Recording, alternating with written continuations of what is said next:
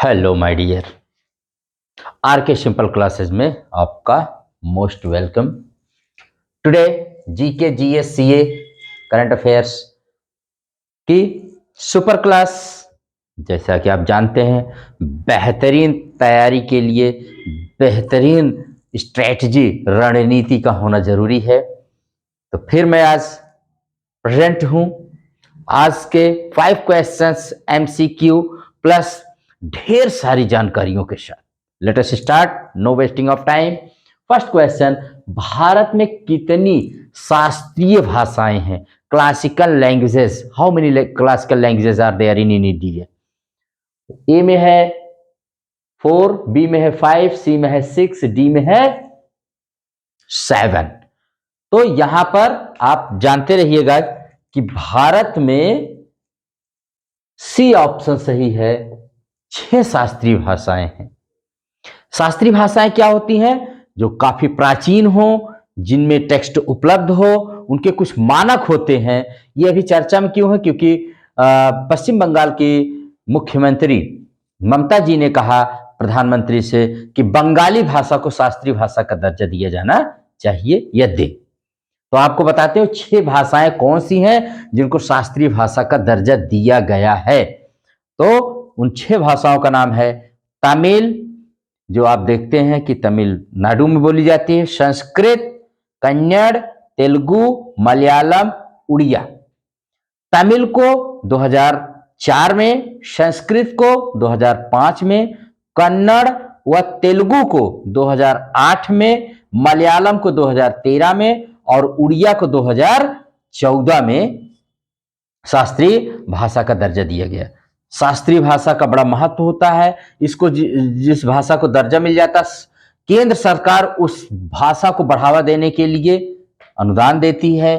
University में इसके अलग विभाग खोले जा सकते हैं, बहुत सुविधाएं हैं। ठीक है, तो आप जानते रहिए सबसे पहले किस भाषा को शास्त्रीय भाषा का दर्जा दिया गया? तमिल। सबसे आधुनिक कौन सी शास्त्रीय भाषा है? उड़िया। तो आप जानते हैं उड़िया जो पश्चिम बंगाल, उड़ीसा, यहां सब जगहों पे बोली जाती है। तो 6 भाषाएं याद रखिएगा, कब कब दिया गया ये भी याद रखिएगा। Understand my dear? Next question, Bharat में कुल कितने अल्पसंख्यक समुदाय हैं? तो आप इसको भी देख लीजिए। ए में है 6, बी में है 5, सी में है 4, डी में है 8। तो आप इसमें भी ऑप्शन सही है ए। भारत में कुल 6 अल्पसंख्यक समुदाय हैं। कौन कौन से हैं? तो उनके नाम जान लीजिए। नंबर 1 पे मुस्लिम, नंबर 2 पे ईसाई, नंबर 3 पे सिख, नंबर 4 पे बौद्ध, नंबर 5 पे पारसी, नंबर 6 पे जैन, जिसको 27 जनवरी 2014 को अल्पसंख्यक समुदाय का दर्जा दिया गया। यह अल्पसंख्यक आयोग में होता है, एक संवैधानिक संस्था है। इसमें इनके कल्याण के लिए आयोग एक अध्यक्ष होते हैं और इसमें सबसे बड़ा अल्पसंख्यक समुदाय जो है वो मुस्लिम है, सबसे बड़ा भारत में। और जिसकी बताते हैं इस्लाम को मानने वाले मुस्लिम कहलाते हैं। इसकी स्थापना मोहम्मद पैगंबर साहब ने की थी। इनका धार्मिक ग्रंथ कुरान है और ये मस्जिद में पूजा करने जाते हैं। मक्का मदीना जहां ये हज की यात्रा करने जाते हैं, इनका सबसे पवित्र धार्मिक स्थल है। ईसाई धर्म, जिसकी स्थापना जीसस क्राइस्ट ने किया था, विश्व का सबसे बड़ा धर्म यही है। नंबर 2 पर इस्लाम है और इसका सबसे पवित्र ग्रंथ क्या है? बाइबिल है। और ये लोग पूजा करने कहां जाते हैं? चर्च, जिसे हम गिरजाघर भी कहते हैं।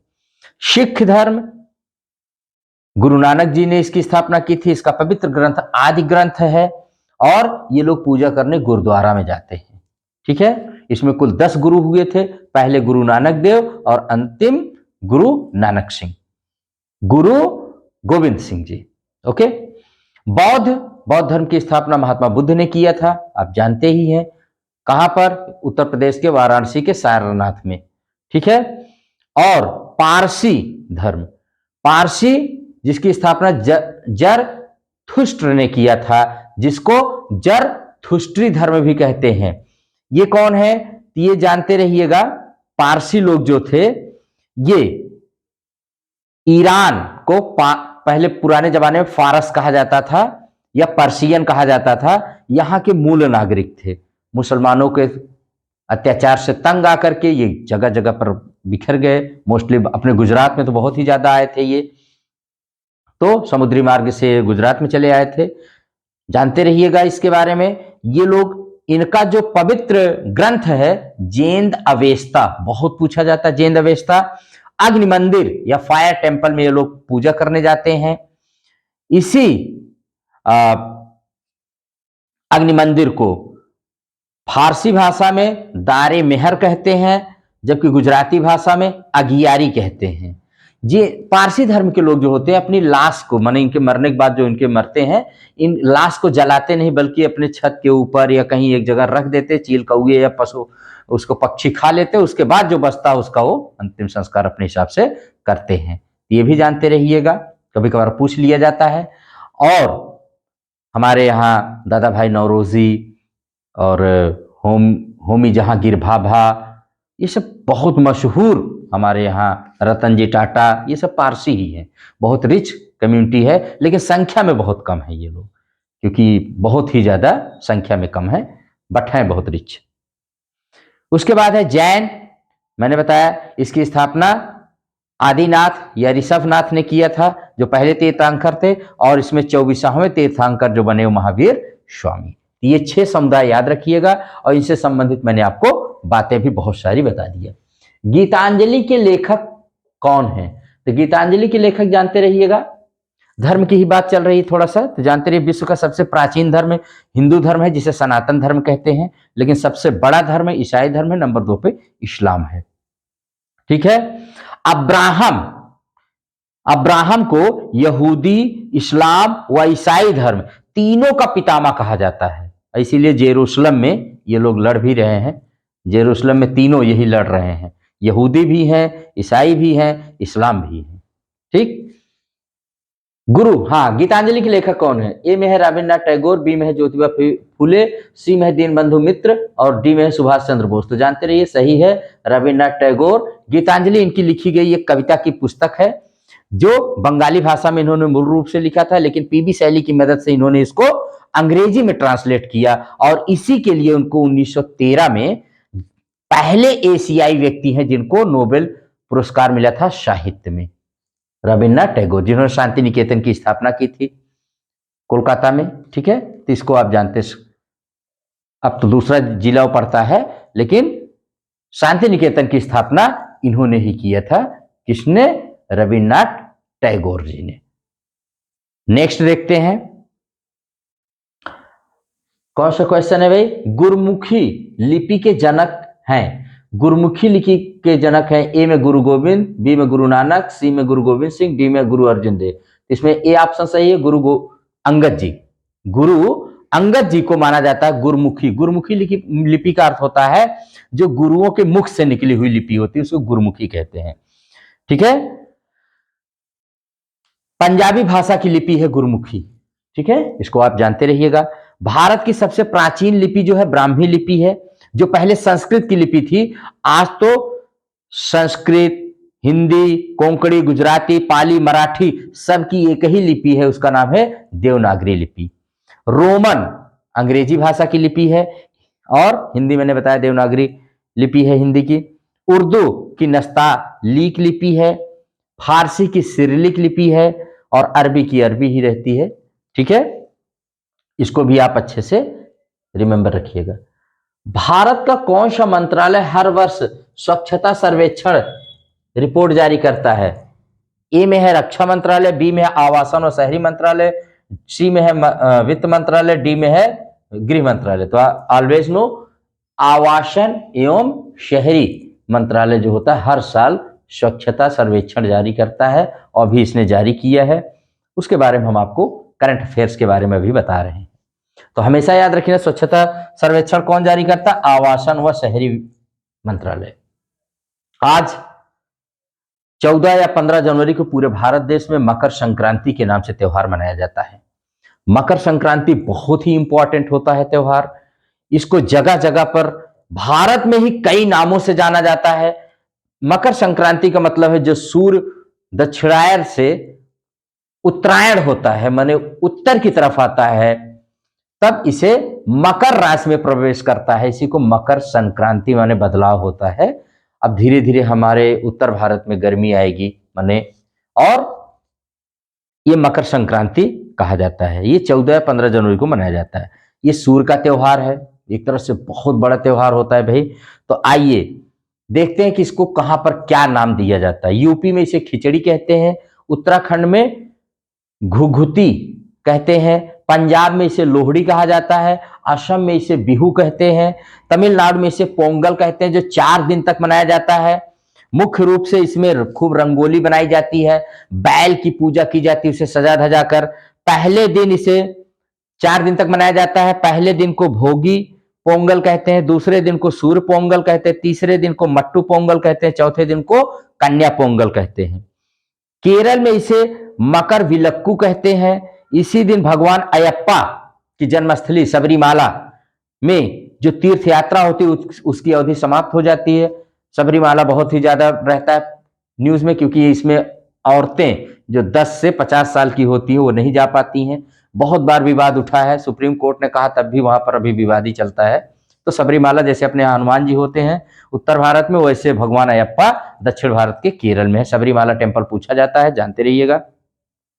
गुजरात में इसे उत्तरायण कहते हैं, इसी मकर संक्रांति को।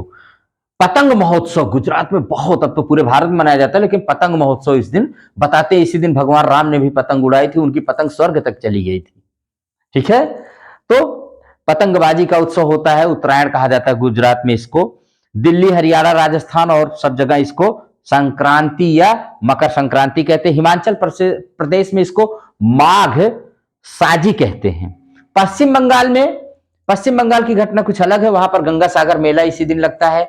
बताते हैं कि गंगा जी जिस दिन पृथ्वी पर लाए थे भागीरथी जी, उसको गंगा दशहरा कहते हैं। उस गंगा दशहरा माने गंगा जी का जन्मदिन। और जब उसको भागीरथी जी ले जाए गए, उसको लेके गए सागर में गंगा जी को, तो जिस दिन वो पहुंचे थे सागर में गंगा जी को मिलाए थे, उसी को कहा जाता है गंगा सागर। ठीक है, गंगा दशहरा के नाम से आई थी, और इसी दिन लेकर के यानी 14 या 15 को लेकर के वो पश्चिम बंगाल की खाड़ी यानी सागर से मिलाए थे, तो गंगा सागर उस स्थान का नाम है। और वहां भव्य मेला लगता है। इस दिन वहां के नहावन का बताते हैं, इसी दिन वहां नहावन भी होता है, और जो यहां नहाता है कहते हैं बहुत पुण्य उसको मिलता है। कहते हैं सारे तीर्थ बार बार, गंगा सागर एक बार गंगा सागर में नहा लीजिए और सारे पुण्य आपके प्राप्त हो जाएंगे। तो इसको भी जानते रहिएगा।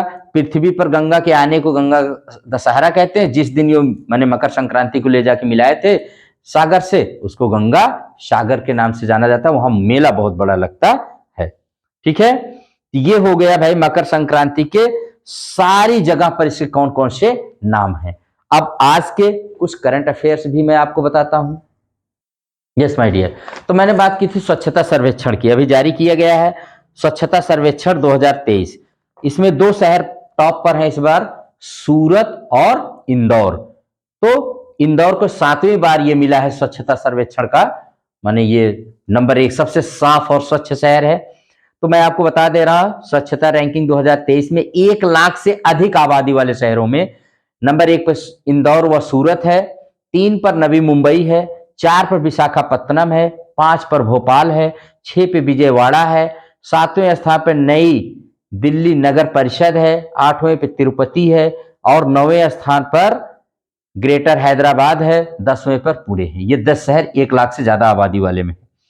इसमें 1 लाख से कम आबादी वाले शहरों में नंबर 1 पे सासवड़ है महाराष्ट्र का, नंबर 2 पे पाटन छत्तीसगढ़, और नंबर 3 पर लोनावाला महाराष्ट्र का शहर है।